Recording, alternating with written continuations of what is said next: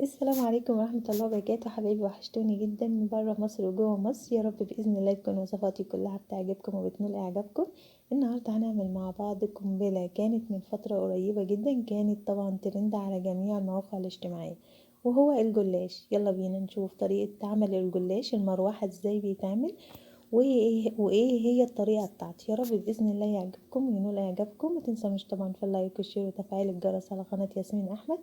يلا بينا نشوف القنبلة دي او الترند ده يتعمل ازاي. يلا بينا نشوف الطريقة بتاعتنا ونقول بسم الله الرحمن الرحيم. وقبل طبعا ما ندخل نشوف الطريقة بتاعتنا، نصلي على النبي ونقول حبيبي يا رسول الله. يلا بينا نشوف الطريقة ايه هي. هنا طبعا بدينا نجيب لفة الجلاش بتاعتنا، اي نوع جلاش طبعا انت تفضليه او بتكوني مرتاحة فيه طبعا في استخدامه كده. انا طبعا بحب النوعية دي من الجلاش لاني بحسها احسن من النوعية التانية وكده. فطبعا هنجيبها معانا، هنجيب اللفة طبعا هنفردها، هنجيب الصينية بتاعتنا، هندهنها طبعا بأي مادة دهنية، ويفضل ان يكون سمنة بتكون احسن طبعا. هندهنها طبعا كويس. هناخد طبعا ورقة ورقة من الجلاش بتاعنا، يا اما تتهنيها وتلفيها يا اما تلفيها على كده، لانك انت كده او كده هنضيف سمنة تاني بعدين، فعادي لو انت لفتيها كمان من غير سمنة مفيش اي مشكلة، مش هتعمل حاجة يعني، برضو هتكون كويسة وجميلة. هنبتدي طبعا نلفها اللي هي لفة المروحة اللي كنا بنعملها زمان. بعد طبعا ما خلصنا الكمية بتاعتنا كلها زي ما انتوا شايفينها كده طبعا في الصينية، هنبدأ طبعا نحط عليها حبة سمنة، ما نكترش كتير يعني، حاجة بسيطة كده بس علشان تكون طعمها جميل.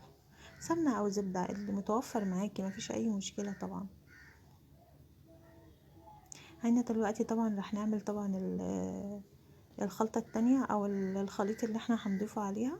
هنضيف طبعا بيضة، وممكن تضيفي بيضتين مفيش اي مشكلة، بس انا طبعا حابة ان هي اضيف بيضة واحدة كفاية قوي، عشان بس ما تبانش ان الزفارة في الجلاش بتاعنا وكده، فهي بيضة واحدة كفاية. انتي حابة تضيفي اتنين مفيش اي مشاكل. هنضيف هنضيف طبعا عليها فانيليا، هنضيف عليها نص كوباية سمنة، وهنضيف كمان نص كوباية سكر، وهنضيف كوباية ونص حليب او لبن على حسب طبعا ما بيتقال عليه طبعا في الدول العربية. هنقلبه كويس جدا طبعا بأي معلقة، او ممكن طبعا نضربه في الخلاط. اهم حاجة ان الخليط بتاعنا ده كله يندمج كويس قوي مع بعض، وما يبانش طبعا الحاجات اللي احنا ضايفينها فيه. هنضيف كمان معلقة بيكنج باودر علشان خاطر طبعا تخلي الجلاش بتاعنا نافش كده وما يطلعش معجن، يطلع حلو يعني. وانا طبعا زي ما قلت لكم يا جماعه قبل كده ان انا كنت عامله الوصفه دي معاكم، بس الوصفه دي كانت معموله هي نفس الطريقه، بس كنا بنكرمش ورقه الجلاش، كنا عاملينها زي نظام كيكه يعني، ما كناش عاملينها زي نظام الهواء. شايفين الخليط بتاعنا بعد كله ما امتزج مع بعض واتقلب كويس، بسم الله ما شاء الله عليه، اللي يشوفه يقول عليه خليط كيك. هنضيفه طبعا دلوقتي على الجلاش بتاعنا، بحيث ان هو يكون مغطي الصينيه كلها، يعني مغطي الجلاش من فوق. هنسويه كده عشان بس نتأكد طبعا ان الجلاش كله واخد من الصوص اللي احنا ضفناه دوت.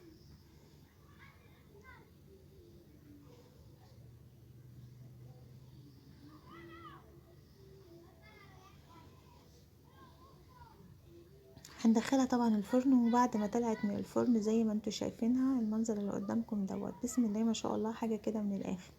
هنبتدي نزقها طبعا بالشربات بتاعنا او السيرم. ما نكترش طبعا كتير، لان طبعا احنا زي ما عارفين ان احنا طبعا هضيفين سكر طبعا في الخليط الاولاني، فمش هنكتر كتير، وهي طبعا هتكون طرية وجميلة اصلا، عشان بس ما تبقاش مسكرة قوي كده. طبعا احنا هضفنا طبعا الشربات بتاعتنا او السيرم زي ما انتوا شايفينها، بسم الله ما شاء الله عليها طرية وجميلة جدا.